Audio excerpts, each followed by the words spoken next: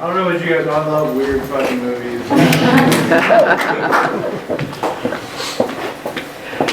Yeah, I forgot how twisted that was. Rock Savage, everyone.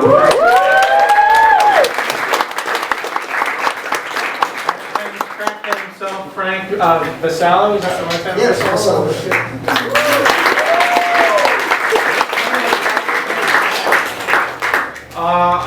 I'm going to start with a couple questions and we'll open it up to you guys, but first of all, I love the look of the movie. So it's from 1993, right? Right. Shot on Super 8 film, Right. which I love Super 8. I feel like it looks like it could be from the 60s, you know? It looks Well, I was kind of going for that drive-in movie look or the grindhouse look.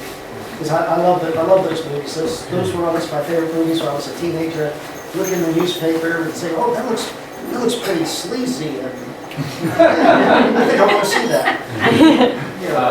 In modern day, it's like almost anyone can make a movie with iPhones and home camcorders and all that kind of stuff. Back then, I mean, Super 8, you shot on real film. That was, I mean, that cannot be easy. And then you said you edited it on you had 3/4 inch video, right? Yeah, it was Rob Lippert told me don't cut the film at all this time because for Mummy and Gordon and my other films I actually cut the film, and if you made a mistake you had to come back and reshoot. It was like you couldn't re-edit, so unless you made a work print, and that was really expensive.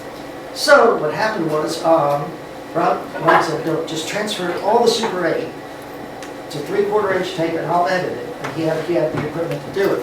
So we went, there was a place in Rockville, Maryland called the Video Editor, it's probably no longer there. And I transferred the whole thing to a big 3/4 inch tape, also known as Umatic. It's real thick tape.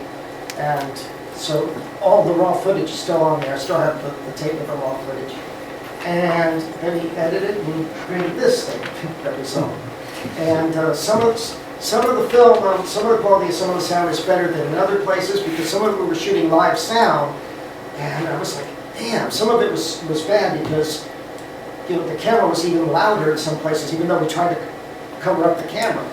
So that's why some of it was dubbed in, and the dubbed in sound, we actually had to sit around in front of microphones and watch the thing on video and dub in the sound, and or the sound. The overdub is hilarious. It worked though, the quality was good. Oh yeah, it's great. I mean, it was better than the live sound. So there's some parts of it where I'm like, I wonder, like, did you guys maybe like forget the script when you were doing the post-dub? Like, No, no, it's just that what happened is sometimes we couldn't get the words to match, so we had to be creative and redo the dialogue on the spot. Yeah. I had a bad habit of ad-libbing when we were filming. We didn't match up with the script, and I had to do a lot of the overdubbing. I don't remember what I said. But it worked. It was fun. And did I hear, do you do your own makeup and stuff for that? Yeah, Crackhead was, I made the Crackhead head. I was like really proud of that. And I also made the head that was Smash. What'd you make that out of? A mason jar with clay on it. And kind of gunk we could find. Oh, yeah, blood formula. Yeah, blood. It was Caro syrup and food coloring. Yeah, it went much better than I thought it would. I was very much going to work on it. Just smash it. Great. Did you shoot the porn footage yourself? No, I wish. So no, that was some loop. I don't know where it came from.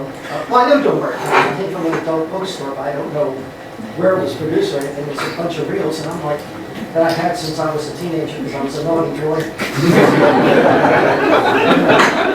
You're a teenager. The truth is, he always wanted to have when they went in these movies, but they charged for that.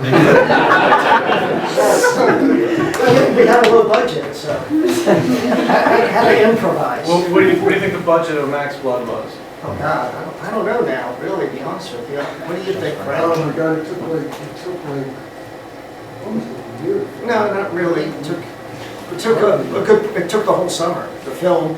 It took less time to edit.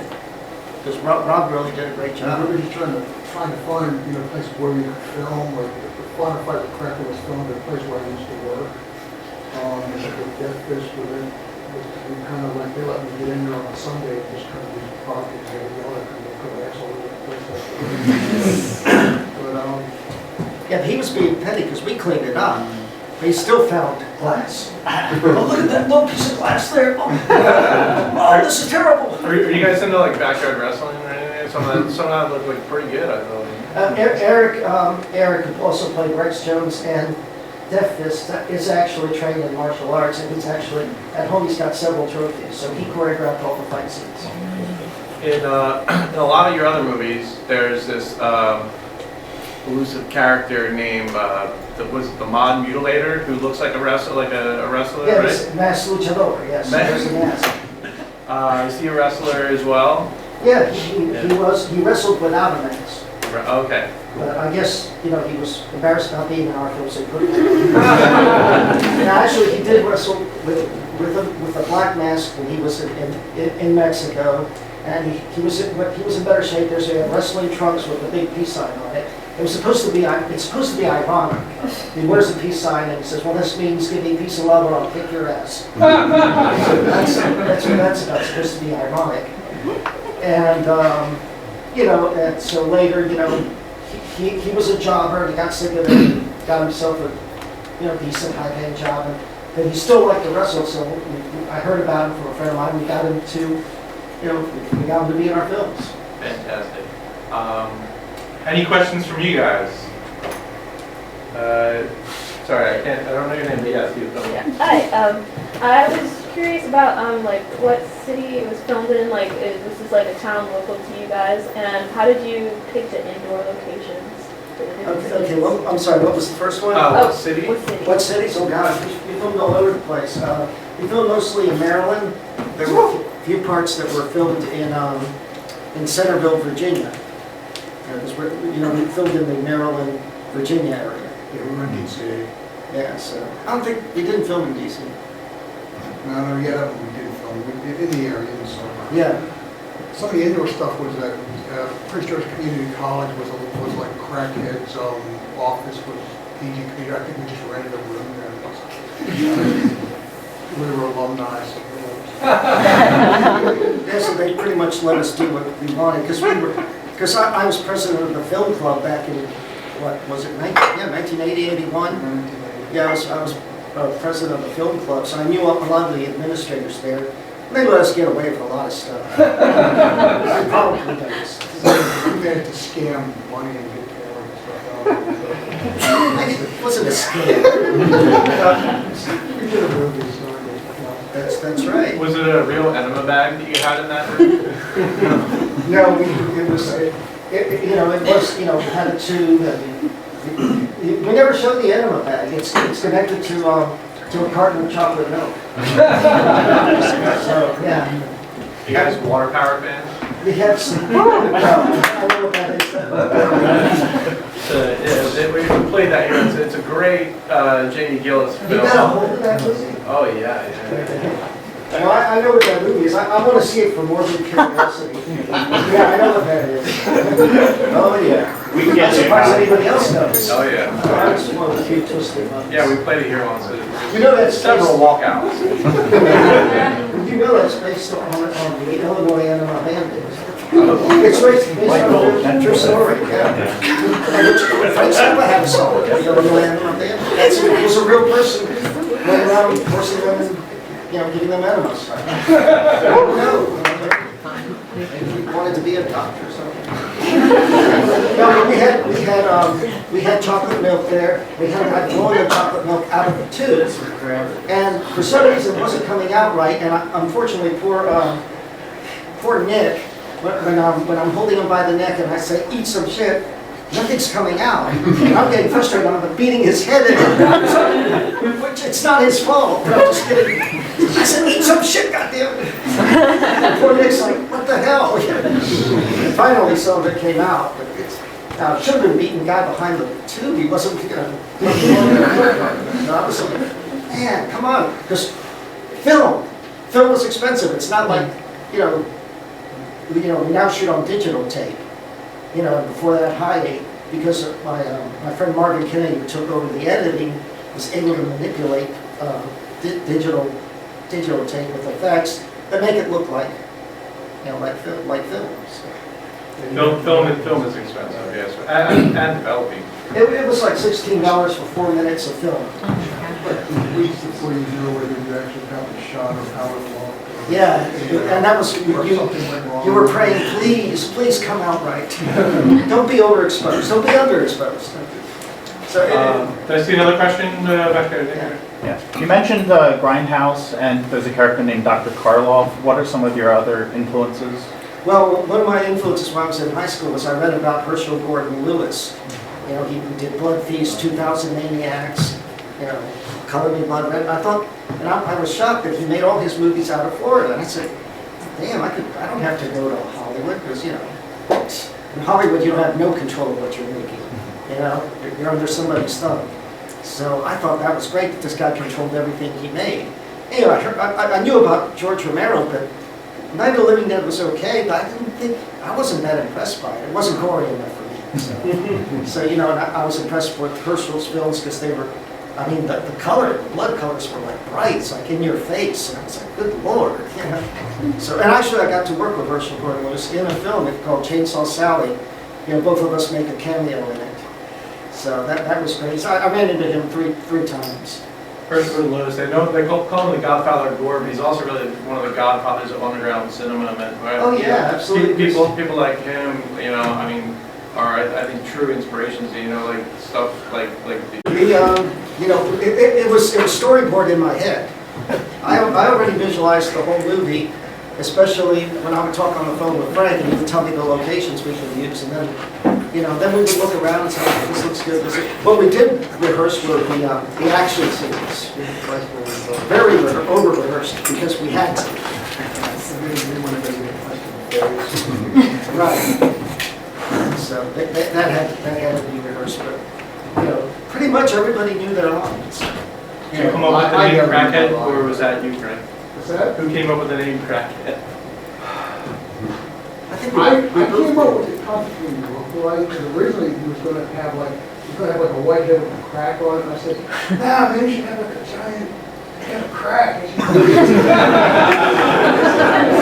We wanted it to look like a Dick Tracy villain. Frank wanted a whole body. Flathead. Yeah, I was like, I gotta admit, when I made him, I was a little inspired by the Joker from Tim Burton, and drawing costumes, so I was wanting to have like this super.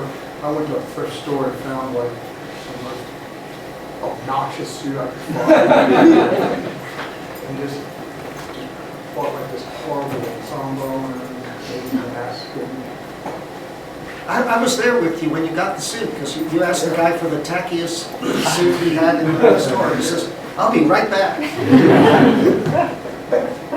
Brock, a lot of your other movies, you seem to play sort of like a mob character, Harry Gross, right? Right. Yeah, is that something like you're like super into? You've always got like the cool like 60s glasses and like the gold jacket. Yeah, pretty much. I really liked a lot of the, when I was growing up, I watched a lot of, Man from U.N.C.L.E. on television, I Spy, and things like that. I always liked the way the spies dressed there. I said, I gotta dress like that. So, yes. Anybody else? Yes. No. I saw that you had like casting director or casting scout in the credits. Oh, How did you, the talent scout. yeah, did you actually like cast people, or was it mostly like friends and people that Well, would? it was mostly our little acting troupe, but I went to and called my friend Eric Jameson. I said, we need somebody to play Anna Marty. We didn't have anyone to play Ernie, so he called up his nephew. Anna Marty was his nephew, so I said, well, I said, if you can find someone to play Anna Marty, I'll give you a credit. His nephew played Anna Marty. His nephew was not Anna Marty. He played Anna Marty. He didn't go around throwing, So so he got his nephew and he said, yeah, my nephew Nick wants to be in it. He'll play Anna Marty. Are you sure? Did you tell him about the park? He said, yeah, okay. No problem. So one more? Yep. Anyone? Here. Yeah. Wait, who did the music, and was there Danger Mouse vibes Well, I'm sorry? Who did the music? Oh, the music was done by Rob Lippert, and the guitar solos were done by Warren, who was the guy who Emma Ernie was torturing, the guy with blonde hair. That's Warren, and Warren did the guitar solos there, but Rob did all the other music. Rob was in several bands. He was in a few twisted punk rock bands, one called Psychodrama, that did weird performance art at all the clubs. And so he had a very excellent musical background. He also did a video for one of our movies for Mummy of Gorgor. He did the rock video King Pharaoh. He did the whole soundtrack for that, which was great. So. Thanks everyone for, well, yes, Nick. What's next for Maxx Bloodd? Yeah!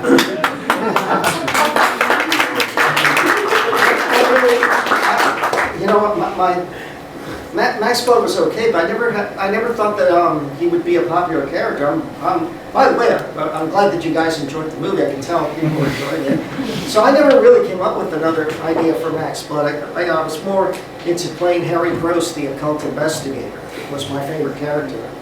You know, which Harry Gross was an extreme version of me, but I'm nothing like Max. So I don't know.